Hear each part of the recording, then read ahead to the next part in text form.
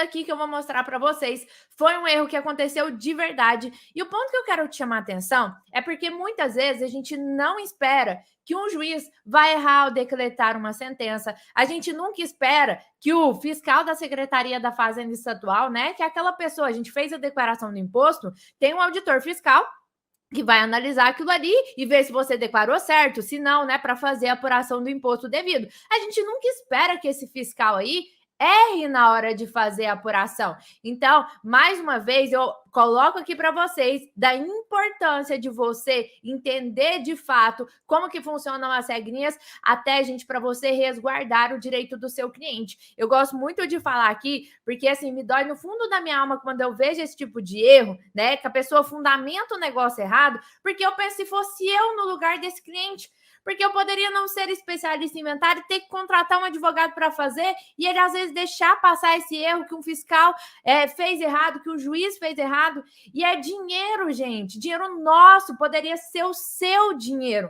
E eu falo isso muito aqui, né? Porque eu falo muito também sobre a gente atuar com segurança e faturar altos honorários, né? Não, a gente não tem que ter vergonha de falar que quer ganhar dinheiro, mas antes de qualquer coisa, a gente tem que buscar o conhecimento. O conhecimento é o poder, foi o conhecimento que me trouxe até aqui, eu tenho certeza que é ele que vai me levar além, mas a gente não pode ter vergonha de falar que é ganhar dinheiro. Ganhar dinheiro não é feio, feio enganar os outros, mas a gente tem que parar para entender as regras, porque pode, às vezes, a pessoa que deveria saber do direito faz o negócio errado e você tem que estar pronto para enxergar esse erro aqui. Então, no primeiro slide aqui que eu trouxe para vocês, eu trouxe o print, né? Isso daqui foi, ó, você tá vendo que lá em cima tem um protocolo, eu tampei o número para você para resguardar aqui, né, o nome das pessoas, mas o ponto que eu quero te chamar a atenção é que isso aqui aconteceu de verdade.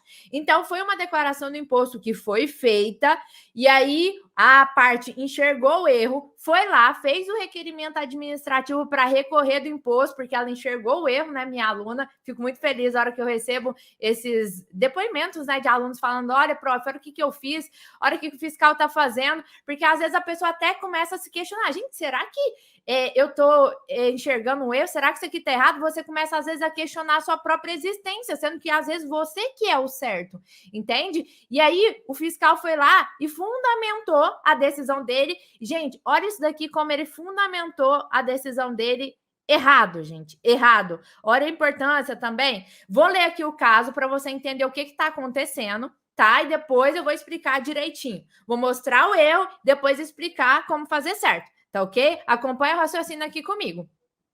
No protocolo aqui, esse aqui é o e-mail, né, do fiscal, né, do auditor fiscal da Fazenda Estadual, ele falou, boa tarde, reanalisamos o protocolo e de fato há uma divergência. Então ele enxergou a divergência, mas você vai ver que ele fundamentou ainda assim errado. Primeiramente, se deve distinguir o direito das famílias do direito das sucessões, muito embora ambos compartilhem diversos institutos. Observe-se que os cônjuges são casados sob regime de comunhão universal. Grava aí essa informação. Comunhão universal, caso, hein?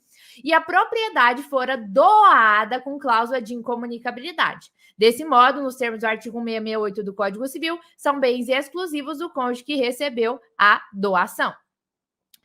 Todavia, a cláusula de incomunicabilidade é vitalícia e se extingue com a morte do beneficiário. Ou seja, o cônjuge superte não é meeiro de tal bem, mas se qualifica como herdeiro. Adiante, conforme artigo 1829, inciso 1, a sucessão ocorre para os descendentes em concorrência com o cônjuge sobrevivente. Olha como ele até fundamentou em parte certo, mas ele errou muito feio aqui. Vocês pegaram que esse é um caso de comunhão universal de bens, né? É um caso de comunhão universal de bens, em que houve uma doação com cláusula de incomunicabilidade e o cônjuge está concorrendo com os descendentes, até porque ele fundamentou lá com 1829, inciso 1. Mas aonde que está o erro aqui, gente? Você já sabe, né, que a cláusula de incomunicabilidade, eu gosto que você grave assim, ó, ela morre junto com a pessoa. Porque se você gravou essa frase, você não vai errar nunca mais. Ela tem validade um eventual divórcio. Então, se Dona Maria era casada com o seu João aí e tinha a cláusula de incomunicabilidade, no divórcio, o seu João não ia ter direito. Entende? Muito importante você entender isso aqui. Mas lá no inventário, a cláusula de incomunicabilidade, ela perde a eficácia. E aqui, né, o fiscal, ele fundamentou muito bem e falou exatamente disso. Só que aonde que está o erro dele? apesar dele ter fundamentado essa parte certa, quando a gente vai analisar o artigo 1829, inciso 1 do Código Civil, fala lá, né? Sucessão legítima defere-se na ordem seguinte: aos descendentes em concorrência com o cônjuge sobrevivente, salvo se, ou seja, quando é casado nesses regimes que eu vou falar agora, não vai concorrer. Então, salvo se casado no regime da comunhão universal. Então, aqui, acabou de falar que não concorre com os descendentes na comunhão universal. Ou no da separação obrigatória de bens. Não concorre com os descendentes na separação obrigatória de bens. E aí tem um ponto final aqui, ou se, no regime da comunhão parcial, o autor de herança não houver deixado os bens particulares. E aqui está falando que se tiver deixado bem particular, concorre. Se não tiver, não concorre. Eu sei que esse artigo parece que fala grego, mas basicamente o 1829, inciso 1, o que ele quer dizer? Que o cônjuge vai concorrer com os descendentes na comunhão parcial de bens quando o falecido deixar bens particulares ou na participação final nos aquestos, né? Ele concorre. Agora, se estiver casado na comunhão universal, estiver casado na separação obrigatória, não vai concorrer, né? Então, aonde que ele concorre?